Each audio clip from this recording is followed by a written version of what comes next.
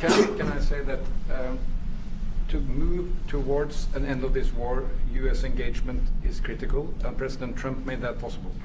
That is clear, that is obvious, it's really happening.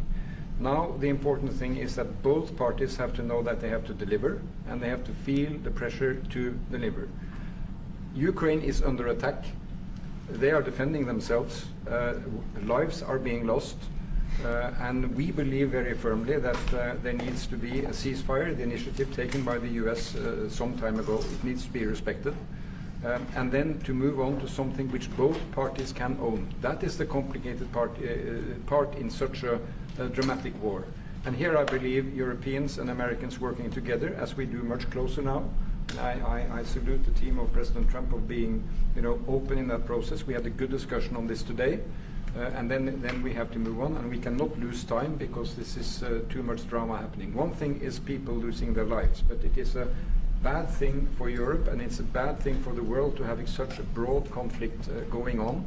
It can have ramifications far beyond Ukraine. Mr. President, follow-up question. Mr. President, I forgot my question. I wanted to ask about. It's all right. That happens. It happens sometimes, yeah.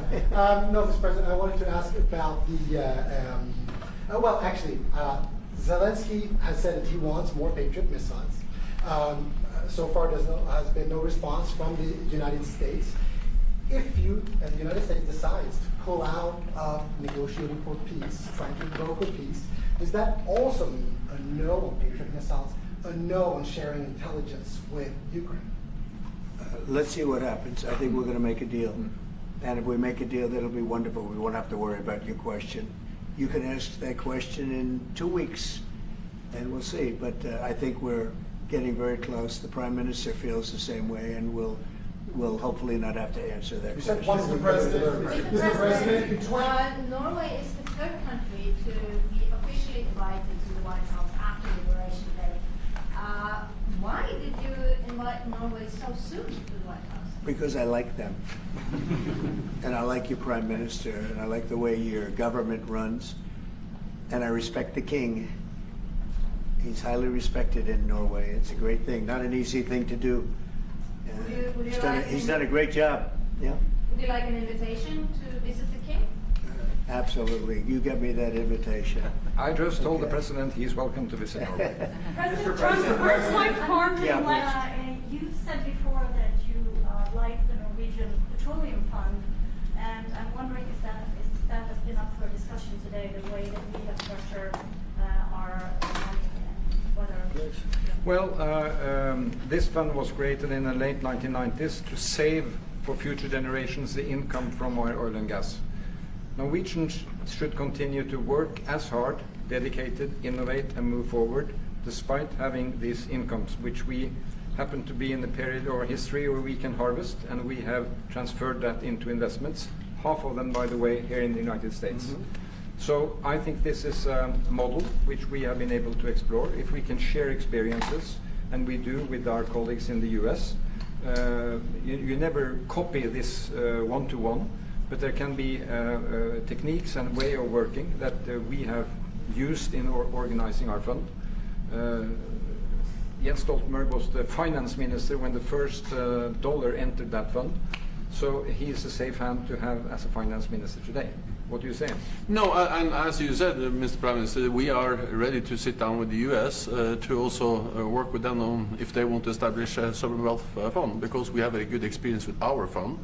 And I think that one example of how we work together with the United States is that half of the fund, close to $1 trillion US, are invested in the United States, mainly in equity, but also some in fixed income, including government bonds. So this is an expression of trust in the United States, expressed by the strong investment of the sovereign wealth fund. Then just briefly on Ukraine, since it was mentioned, we had a very good and extensive discussion about Ukraine, the path forward to peace. And as the Prime Minister said, we commend the US for pushing forward to try to find a negotiated solution. At the same time, we need to continue to support Ukraine, and therefore I'm proud that Norway has actually tripled the military support to Ukraine. And this year we will allocate close to $8 billion to Ukraine. That will strengthen them and also their hand on the negotiating table. If I may add to that, if there's a peace, and there will be a peace, we have a common responsibility in securing democratic Ukraine for the future. And the best security guarantee they can have is the ability to defend themselves. And we are investing in that. Mr. Prime Minister, if I may. As it relates to tariffs, Mr. President, when you unveiled your reciprocal tariffs on April the 2nd, the tariff rate for Norway was 15%. Based upon your conversations that you've had today with the Prime Minister, do you see that tariff rate coming down from what you proposed just a few weeks ago? Well, they have a great fund of $2 trillion. It's a big fund, and they don't have any debt. So I think they'd probably be willing to pay us more than that, I hope. Are the two nations in agreement? Mr. President, Yes. in 2018, your former Secretary of State Mike Pompeo called for an end to Russian occupation of Crimea. Why has this administration changed its stance on territorial concessions for Crimea? Well, the war started. It would have never started if I were president. This is a war that is horrible. All wars are horrible. This one is in particular bad. And I don't know that you can ever say there's going to be a winner to this, because so many lives have been lost. Not only soldiers, a lot of lives have been lost. I think that we want to do one very simple thing. It would have never happened if I were president. Zero chance it was going to, and it didn't. People say, how do you know that? Number one, it didn't happen. We never even discussed it. I would talk to Putin about it. It was the apple of his eye. Ukraine was the apple of Putin's eye, but there was never even a thought that he'd go in.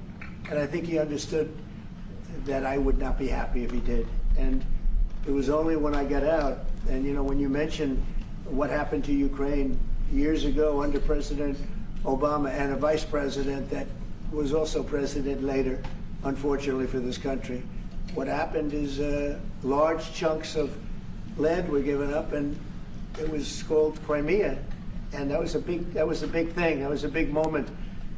But this isn't my war. This is Biden's war. This is a war that Biden was president when this war happened.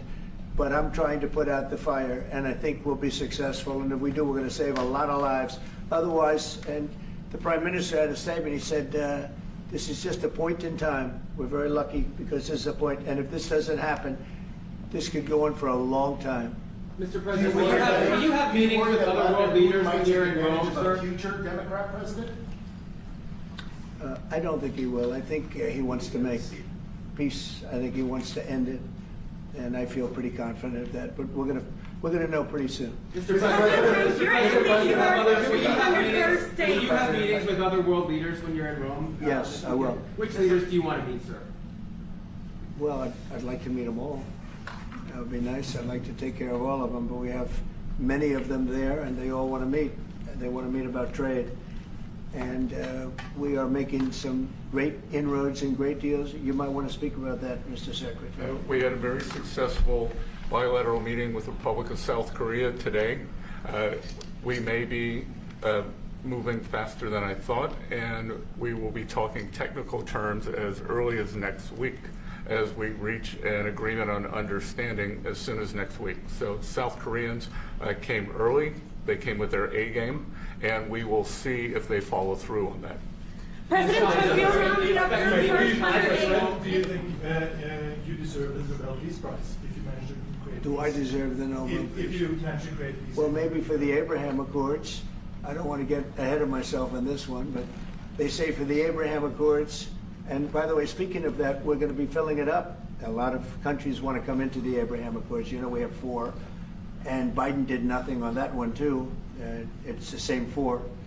But they're great countries, and they were brave doing it, and it's worked out very well. And we're going to be filling up the Abraham Accords. They're going to be, I think, filling it up very rapidly. Mr. President. Could you say something about that? There's great, enormous opportunity to grow the Abraham Accords. But I would just point to one thing.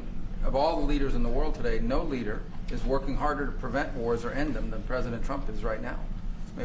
That's why we're talking to Iran. That's why we're engaged with Ukraine and Russia. It's the desire to prevent these wars from breaking out and to end the ones that exist already. And again, I just think it's tremendous for our country to be led by a president who desires to bring peace and establish peace and protect peace.